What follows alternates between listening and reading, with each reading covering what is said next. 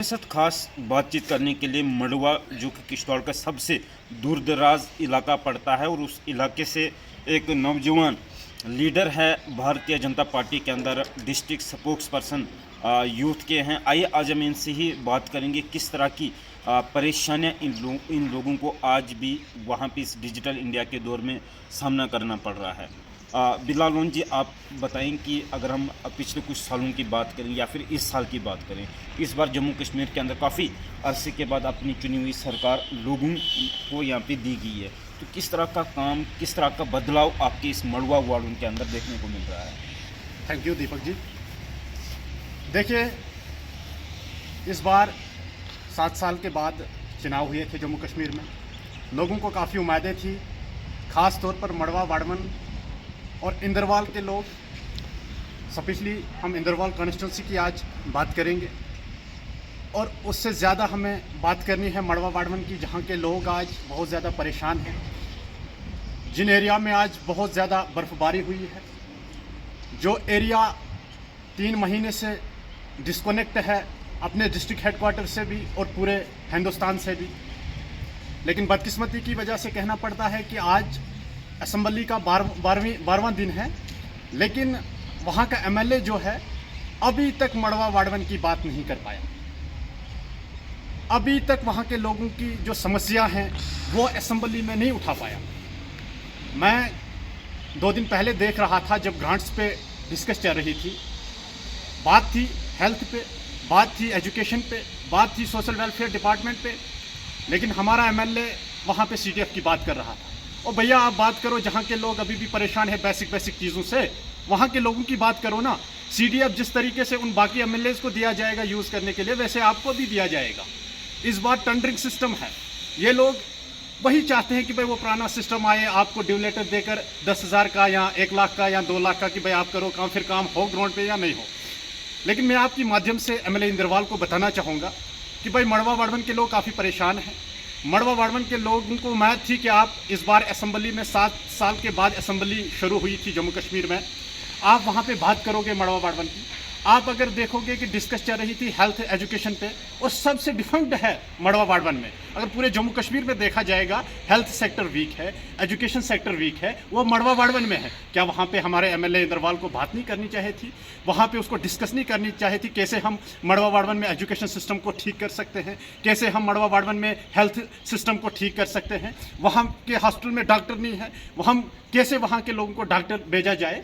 लेकिन बदकिस्मती से बोलना पड़ता है कि वो खाली सीडीएफ के पीछे है। सीडीएफ की बात हुई, लेकिन मड़वा वार्डमन के बेसिक इश्यू पे बात नहीं हुई। पे डॉक्टर नहीं है, स्कूल की खस्ता हालत है, या फिर बुनियादी जो बेसिक फैसिलिटीज है वो अगर इस इलाके के अंदर नहीं है, 10 साल से जिस पार्टी के साथ आप जुड़े हैं उन लीडरों ने क्या किया? 10 साल पे यहाँ पे चुनी हुई सरकार नहीं थी, एलजी शासन था, और एलजी शासन में अफसरों का राज था। नहीं, अफसर राज से पहले तो क्यों 2.5 साल हमारी सरकार रही है। उस सरकार में हमें जीरो से शुरू करना पड़ा।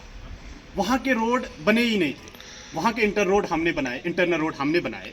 दक्षिण का रोड जा रहा है। क्या आज एमएलए इंदरवाल को वहाँ पे नहीं बताना चाहिए था कि जिस तरीके से बीजेपी ने दक्षिण के रोड पे काम शुरू किया था, उसी रफ्तार से उस रोड को आगे चलना चाहिए? लेकिन आज वहाँ उस रोड पे काम ही नहीं जारी है।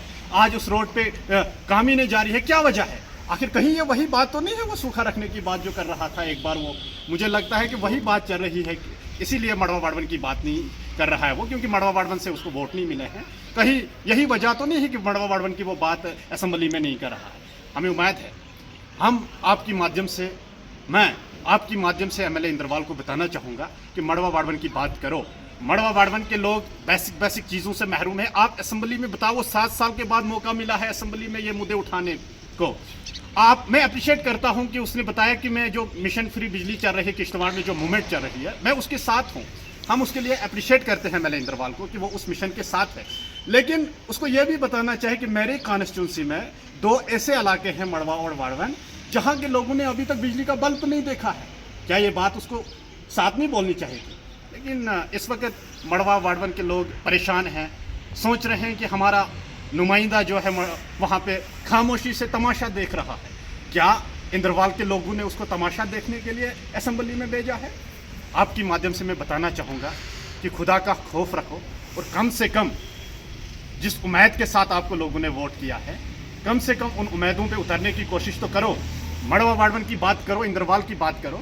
उसने जब बात की एजुकेशन पे, उसने खाली छात्रों, मुगल मैदान और बोंजवा की बात की। क्या यही 3 ब्लॉक्स हैं उसके कॉन्स्टिट्यूंसी में? क्या मड़वा वार्डन को वो अपनी कॉन्स्टिट्यूंसी का हिस्सा नहीं मानता है? क्या मड़वा वार्डन को वो इग्नोर करना चाहता है? लेकिन मैं आपके माध्यम से उसको ये मैसेज देना चाहता हूँ कि मड़वा वार्डन के लोग अब जाग चुके हैं। मड़वा वार्डन में अब पढ़े लिखे लोग हैं। मड़वा वार्डन के लोग इस वक्त जानते हैं कि हमें कहाँ बात करनी है, किससे बात करनी है और कैसे बात करनी है, कहाँ से हमें हक मिलेगा और हमें कैसे अपना हक हमें अब अपना हक लेना आएगा भी। आप देखिए 2 दिन पहले वहाँ से दक्षिण के रोड से एक वीडियो वायरल हुआ, किस तरीके से वहाँ से वो खच्चर चल रहे थे। जब खच्चर वहाँ से नहीं चल पाते हैं तो इंसान कैसे चलेंगे? आजकल ग्लेशियर का खतरा लेता है। ऊपर से आप देखो इस दौर में जो ही ये सरकार बनी, हाली सर्विस जो चल रही थी हमें कंटिन्यू पूरे हफ्ते चलती है, लेकिन इस बार देखो इतनी वीक चली। आखिर वजह क्या है? आखिर क्या ये नेशनल कॉन्फ्रेंस हमारे साथ इतनी नाइंसाफी क्यों करना चाहती है? क्या ये वही पुराना इतिहास तो नहीं दोहराना चाहते हैं कि इन लोगों को हमने जंगली जानवर बना के रखा था, इन लोगों को हमने वोट बैंक के लिए रखा था? क्या वही कोशिश तो नहीं की जा रही है फिर से नेशनल कॉन्फ्रेंस की तरफ से? एमएलए इंद्रवाल जो है वो एक आज़ाद उम्मीदवार तौर पे वहाँ से नहीं, आज़ाद उम्मीदवार तो है, लेकिन इस वक्त उसको सपोर्ट नेशनल कॉन्फ्रेंस को है। और नेशनल कॉन्फ्रेंस ने जो मुद्दे आवाम के सामने रखे थे उन मुद्दों पे उसको काम करना चाहिए था। आप देखिए जो फिलहाल जो हाल ही में जो बजट आया, खाली सेंटर की स्कीमें उन्होंने गिने वहाँ पे। मोदी जी की तारीफ, अमित शाह जी की तारीफ, और अपना गिनो ना। आपने जिन लोगों को वादा किया है, आपने जिन मुद्दों पे लोगों से वोट लिया है, उन लोगों पे काम करो ना। आखिर वो मैनिफेस्टो में क्यों नहीं दिखे? ये आखिर वो बजट में क्यों नहीं दिखे? आपने जो बड़े बड़े सपने दिखाए थे जम्मू कश्मीर की आवाम को, लेकिन आज ये सरकार फेल क्यों हो रही है? आज ये सरकार उन गाँवों की बात क्यों नहीं कर रही है जहाँ पे एजुकेशन डिफंक्ट है, जहाँ पे हेल्थ सेक्टर डिफंक्ट है, जहाँ के लोग, ये देखिए ये डिबेट चल रही थी भाई गुरेज को टूरिस्ट में, यानी वहाँ पे टूरिस्ट में उसको प्रमोट किया जाएगा। क्या मड़वा वार्डन क्या वहाँ पे इंद्रवाल एमएलए को नहीं बताना चाहिए था कि भाई मड़वा वार्डन 2 ऐसे इलाके हैं जिन इलाकों को कुदरत ने ऐसी खूबसूरती से नवाजा है और उसको भी हम प्रमोट कर सकते हैं टूरिज्म में? लेकिन चुप्पी। उमर साहब जब वार्डन में उसने दौरा किया, उसने खुद कहा था कि इस बार इस मड़वा वार्डन को टूरिज्म की मैप पे लाया जाएगा, लेकिन आखिरकार जब असेंबली का सेक्शन शुरू हुआ वहाँ खामोशी। आखिर ये खामोशी क्यों है? मैं आपके माध्यम से एमएलए इंद्रवाल को पूछना चाहता हूँ, आखिरकार आप मड़वा वार्डन की बात क्यों नहीं कर रहे? का यही कहना है कि एमएलए इंद्रवाल कहीं ना कहीं मड़वा वार्डन को लेकर कोई भी असेंबली के अंदर वहाँ पे इन्होंने आवाज़ बुलंद नहीं की, जिसके चलते मड़वा वार्डन के लोगों में काफ़ी गुस्सा है और नाराज़गी है। और इनकी अपील जम्मू कश्मीर सरकार से भी है, खासतौर पे उमर अब्दुल्ला से भी, कोई इस मसले को देखा जाए कि मड़वा वार्डन के लोग आज भी कहीं ना कहीं कदीम ज़माने की तरह ज़िंदगी बसर करें। वहाँ पर जो बेसिक फैसिलिटीज़ लोगों को मिलनी चाहिए थी वो आज भी इन लोगों को नहीं मिल रही है, जिसके चलते ये लोग काफ़ी परेशान हाल है। और इनके साथ साथ जम्मू कश्मीर सरकार ने से बल्कि बाकी जितने भी लीडर हैं उनसे भी अपील है कि मड़वा वार्डन के अंदर जितने भी बुनियादी सहूलियत से लोगों को महरूम रखा गया आज तक उसे फौरी तौर पे पूरा किया जाए।